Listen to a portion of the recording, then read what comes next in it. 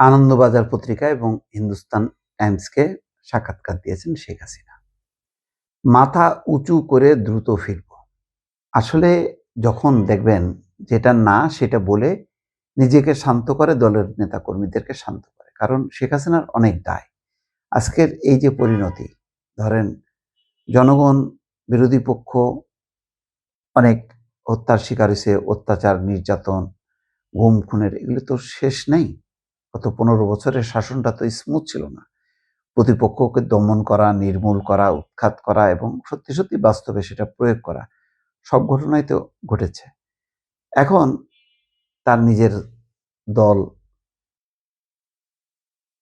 প্রশ্নের মুখোমুখি ফেলছে যে তার কারণে আজকে আওয়ামী লীগের এই পরিণতি। আওয়ামী লীগের অনেক নিরীহ নেতাকর্মী যারা কখনোই ঘুষ, দুর্নীতি, অন্যায়, লুটপাটের সাথে জড়িত না, সালমান এফ রহমানের মতন হাইব্রিড লোকরা দলকে ব্যবহার করছে, সরকারকে ব্যবহার করছে, কোটি কোটি টাকা, শত শত কোটি টাকা লুটপাট করছে, পাচার করছে। কিন্তু আজীবন আওয়ামী লীগ করা অনেক লোক, তারা কিন্তু আসলে কিছুই পায়নি। কিন্তু আজকে তারাও ভিকটিম হয়ে হয় কারাগারে আছে বা আত্মগোপনে আছে। এত বড় দায় মাথায় নিয়ে শেখ হাসিনা খুব গর্বের সঙ্গে বলছে মাথা উঁচু করে দ্রুত ফিরব। আসলে আমি বলি কি, হ্যাঁ, শেখ হাসিনা না, ফিরবে আওয়ামী লীগ আজ হোক কাল হোক। আমি বারবার বলি যে কোনো দর্শনকে, আদর্শকে শেষ করা যায় না, নিঃশেষ করা যায় না। আওয়ামী লীগের একটা দার্শনিক ভিত্তি বাংলাদেশের মানুষের মধ্যে আছে এবং তার সংখ্যাটা কম না, অনেক অনেক। রিয়েল নির্বাচন হইলে এখনো প্রতিদ্বন্দ্বিতা হবে আওয়ামী লীগ আর বিএনপির মধ্যে। সেই আওয়ামী লীগের পতন ঘটছে। আওয়ামী লীগের পতন ঘটছে না, আসলে শেখ হাসিনার পতন ঘটছে। আওয়ামী লীগ আছে। ওই যে আজকে 2 উপদেষ্টা দেখলাম যে আওয়ামী লীগ ব্যাক করেছে, দেখো নাই? তার উত্তরে মাহফুজ আলম বলতেছে আওয়ামী লীগ ব্যাক করেছে, দেখো নাই? তার উত্তরে আসিফ নজরুল বলছে যে ব্যাক করবে কি, তারা তো আছেই।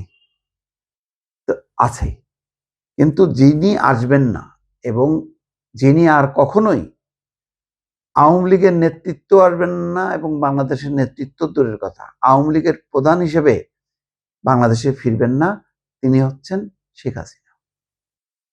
শেখ হাসিনা এবং তার পরিবার।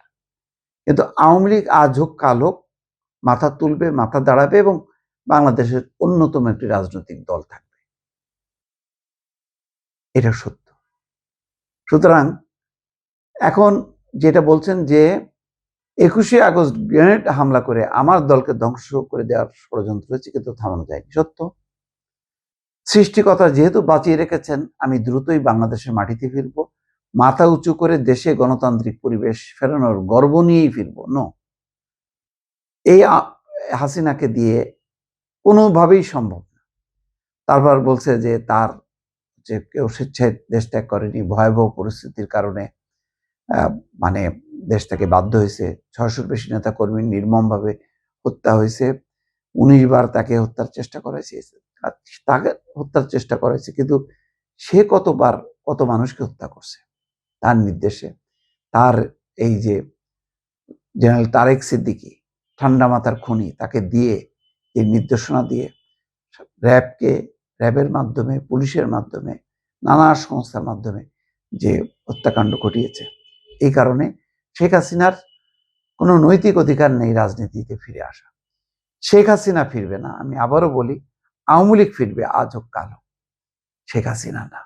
এবং শেখ হাসিনা যদি এখনো বুঝতে না পারে যে তার আর এই রাজনীতি করা উচিত না, আওয়ামী লীগের পথ আঁকড়ে থাকলে আওয়ামী লীগের হয়তো স্বাভাবিক উত্থান ঘটতো একদিন না একদিন, কিন্তু শেখ হাসিনার কারণে আওয়ামী লীগের আরো উত্থান, মানে পতন ত্বরান্বিত হবে এবং আওয়ামী লীগও নিঃশেষ হবে।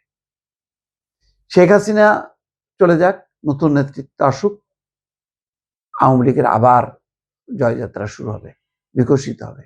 হয়েছে শেখ হাসিনা ছাড়াও জোহরা তাজউদ্দিন, যেই একটা লম্বা সময় মানে রাজনীতির মানচিত্র থেকে হারা গেছিল, সেই আওয়ামী লীগকে সংগঠিত করছে জোহরা তাজউদ্দিন। কারণ ওই যে আওয়ামী লীগ ব্যাকও করেনি, আওয়ামী লীগ ছিল। সেই ছিল অবস্থান ছিল তার অস্তিত্ব বলে জোহরা তাজউদ্দিনের পক্ষে সম্ভব হয়েছে। 1975 সালে 15ই আগস্টের এরকম নির্মম হত্যাকাণ্ডের পরও আওয়ামী লীগ শেষ হয়ে যায়নি, জোহরা তাজউদ্দিনের মাধ্যমে এসেছে, কিন্তু শেখ মুজিবের কোনো পরিবারের সদস্যদের মাধ্যমে আসে। কিন্তু এইবার শেখ হাসিনা নিজে যেহেতু হত্যা করছে আওয়ামী লীগকে, সুতরাং শেখ হাসিনার মাধ্যমে আওয়ামী লীগ ফিরবে না, শেখ হাসিনা ফিরবে না, আওয়ামী লীগ ফিরবে। এটা বললাম, আজব কালো রেকর্ডটা থাকলো, মিলাই নিয়ে।